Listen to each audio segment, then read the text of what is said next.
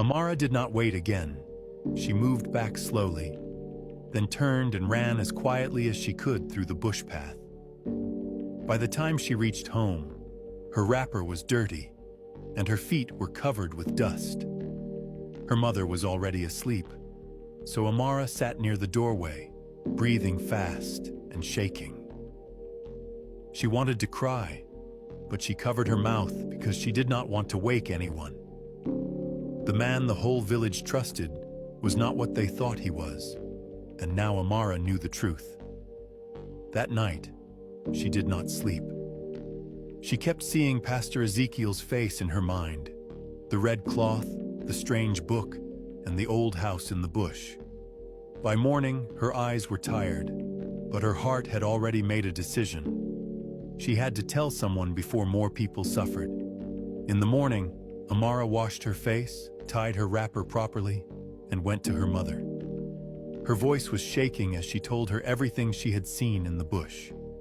She spoke about the old house, the red cloth, the strange book, and the way Pastor Ezekiel spoke about Mama Uche and Chinedu. Her mother looked at her with fear, but not the kind of fear Amara expected. She was afraid of what Amara was saying. She held Amara's hand and said, "My child, be careful.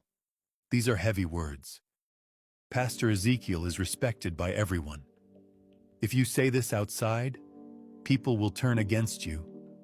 Amara felt pain in her heart because she thought her mother would believe her at once. She told her mother that she was not lying, but her mother only shook her head sadly.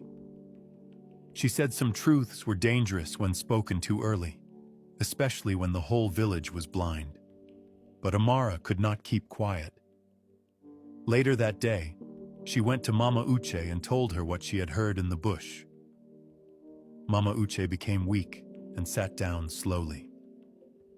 Tears filled her eyes because she remembered the dark shadow that had come to her at night. She believed Amara, but she was too afraid to speak. She said, "My daughter, this man is powerful. If we expose him and the village does not believe us, what will happen to us?" Amara then went to Chinedu. When she told him that Pastor Ezekiel had spoken about his fishing net, Chinedu became angry.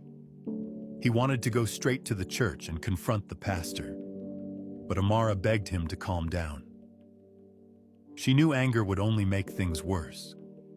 That evening, Amara, Mama Uche, and Chinedu went to the village elders.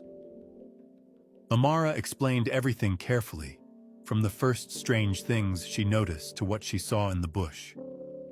Some elders listened quietly, but others became upset.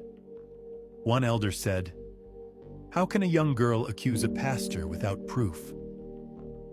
Another said Pastor Ezekiel had prayed for many people and helped the village for years. Amara's eyes became wet, but she did not stop talking. She begged them to follow the pastor at night and see the truth for themselves. The elders looked at one another, unsure of what to do. Some wanted to investigate, but others feared that even asking questions would bring trouble. Before they could decide, one of the elders secretly sent word to Pastor Ezekiel. By nightfall, the pastor already knew that Amara had spoken. He stood alone inside the church, holding his Bible, but his face was no longer soft. His eyes were full of anger.